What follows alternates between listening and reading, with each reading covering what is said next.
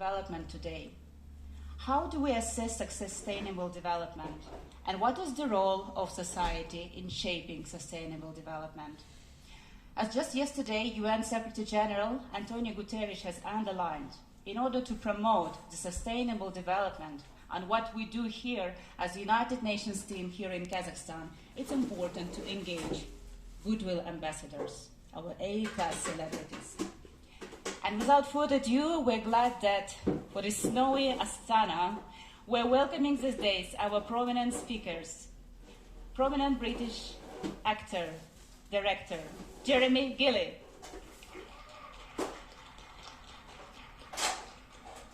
And the person who has gained prominence, and all of you are aware, who has a singing capacity for 5 and 6 octaves and so on, a person who has visited back in 2019 the United Nations headquarters in New York, Dimash Kudaibergen.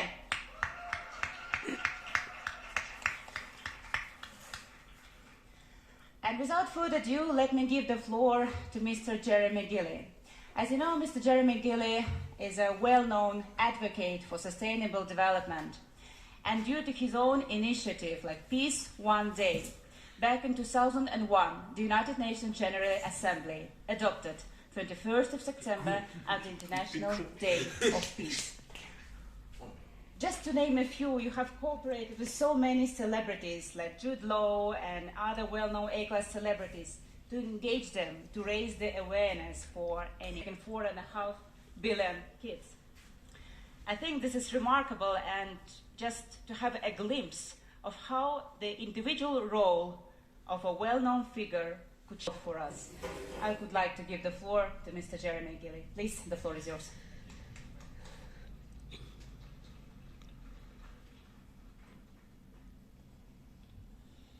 Okay, thank you very much. It's an absolute honour and a privilege to be here. So I'm going to tell you a little story. My name's Jeremy Gilley. I'm the founder of Peace One Day, and 22 years ago I was very concerned about what was going on in the world. And as a filmmaker, I wanted to see if I could make a difference in a small way. Nobody knows who I am. I don't have any qualifications. I'm badly dyslexic. I was bottom of the class. There were a few troubles going on in my home, and I was asking a lot of questions about the world. Is humanity fundamentally evil? Is the destruction of the world inevitable? Should I have children? Is that a responsible thing to do? Why are human beings behaving like they are? Growing up, I was finding it very difficult to understand why people were being violent towards each other. And I saw it in my home, and it was frightening. And these are the things that led me and inspired me and fueled me to kind of go out there and say, okay, I need to make a film. I need to make sense of this world. I need to ask some important people some interesting questions. So our families and in our schools and in the community. And then, of course, the nuclear discussion. My grandfather was in Nagasaki when the nuclear bomb went off. You know, it was actually what freed him. But these were the things, my desire to be creative. So I decided to go on a journey in 1999 to see if I could make a film about peace. And then I realised there was no day of peace. There was no day of ceasefire and non-violence with a fixed calendar date. There was no day of global unity. There was no day of intercultural cooperation when the world comes together as one. And I wanted to see if, with a film and with my friends, we could go on that journey and try to create the first ever day of peace with a fixed calendar date, and see if we could have that idea voted by every member state of the United Nations. Establish a day where we come together as one. And so I started travelling, and you can see me here with Jude Law or with Kofi Annan or Dr. Oscar Arias or Mary Robinson, or being in Somalia. And after years of travelling, it started to get momentum. People liked this idea of a ceasefire non-violence day. And eventually the British and the Costa Rican governments decided to put that idea forward to the United Nations General Assembly.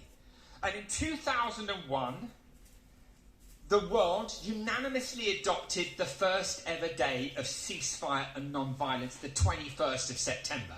And I had made a film about that process. And here we are at the Central Asian Media Forum, talking about media. And I had used a camera to go on a journey to see if I could document the creation of the first ever day of peace. And the camera made the difference. The camera opened the door.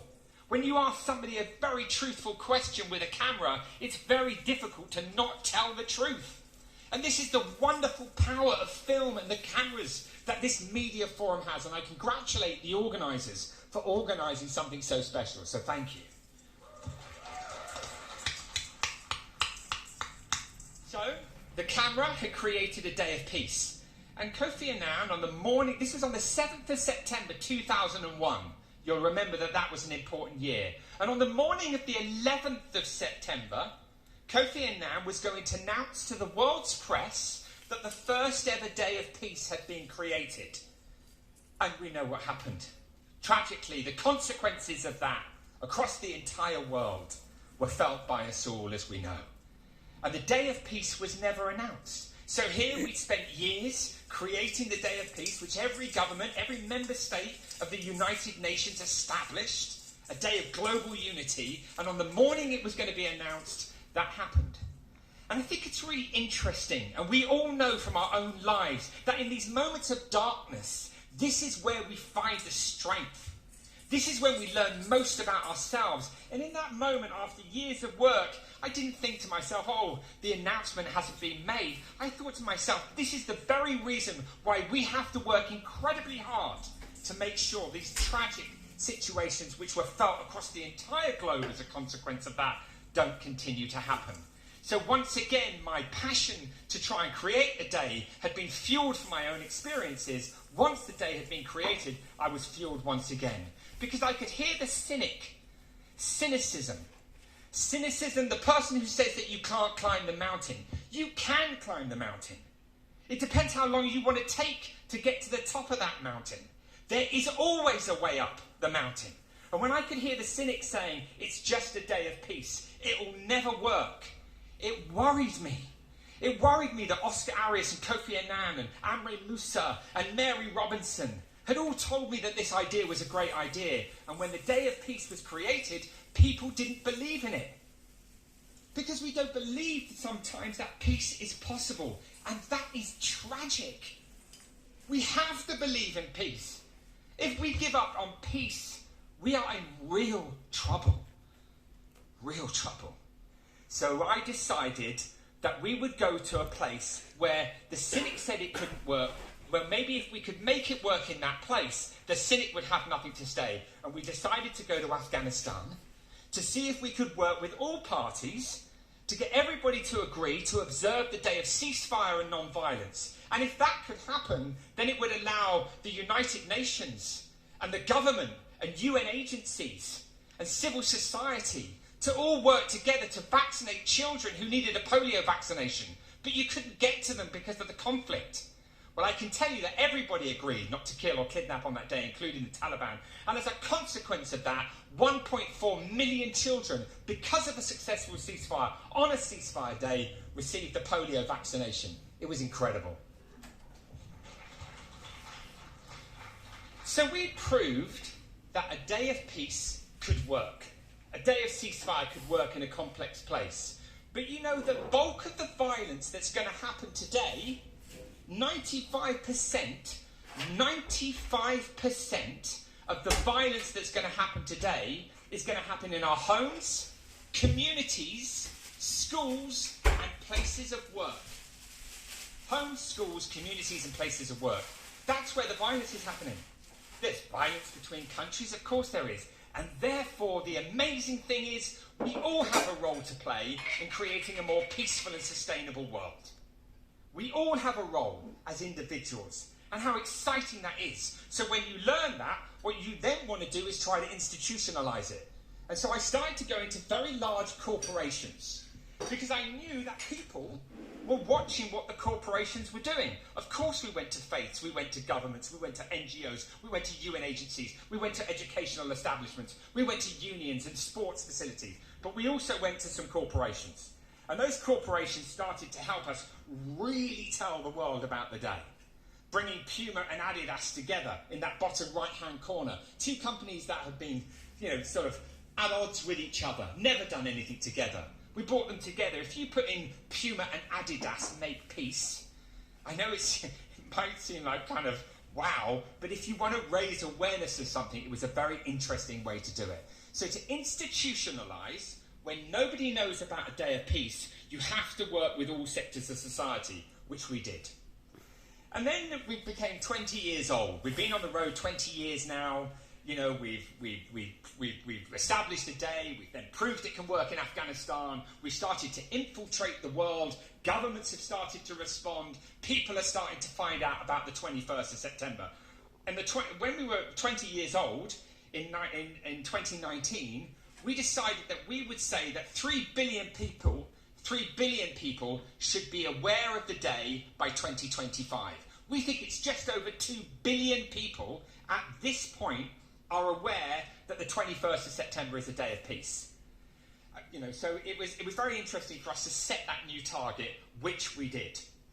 And it was fascinating because as soon as we set that target, the pandemic happened. And so suddenly our whole model, and you'll notice that through this story, that, as a filmmaker, we achieve something, there's an obstacle. We achieve something, there's an obstacle. And isn't that the way in all of our lives? That we have to face that obstacle. And actually, the interesting thing about the obstacle is we've become far better at what we're actually supposed to do as a consequence of the obstacle. Well, here was another one. Suddenly the pandemic happened, and when you're on a journey to inform a lot of people about something, i.e. the day of peace, this occurred. So we suddenly had to go digital. We had to go fully digital with our media. We had to be able to communicate to everyone in the world as opposed to bringing them to a destination. And the really interesting thing about going digital is it was a much bigger result. We're in the world of media. I was using media in a way that I thought was right. And the pandemic made me do something completely different to what I was going to do. And that was, instead of me bringing people to be interviewed, that they could stay wherever they wanted to do. And what happened? It meant that many more people could participate. Whether it's, I don't know, Paul Polman, or whether it's the High Commissioner for Human Rights, Michelle Bachelet, or whether it's Sting, or whoever it might be. They were all participating in the shows because they didn't need to leave. And the corporations or individuals who wanted to fund the shows were much more interested in funding them because the reach was far greater. And it meant that we could then track the data, because we measure the data ever so carefully in terms of how many people we reach. So it was pretty fascinating that we suddenly went digital. And there's another word that I love, which is what the Central Asian Media Forum is all about collaboration and partnership. All of us here coming together in this room, telling our stories about the ways in which we've gone out there and used media to manifest a day of peace, or to get the fighting to stop, or to engage people in all sectors of society. We're using media. We are storytelling. We are using know about violence in a home. This day reduces those things. It doesn't stop it, but it reduces it.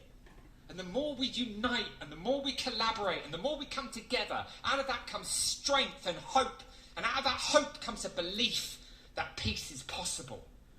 It's exciting. So so basically this slide is to show you, I've got 6 minutes left. I've got 20 minutes to talk, and I watch the clock ever so carefully because I like sticking to time.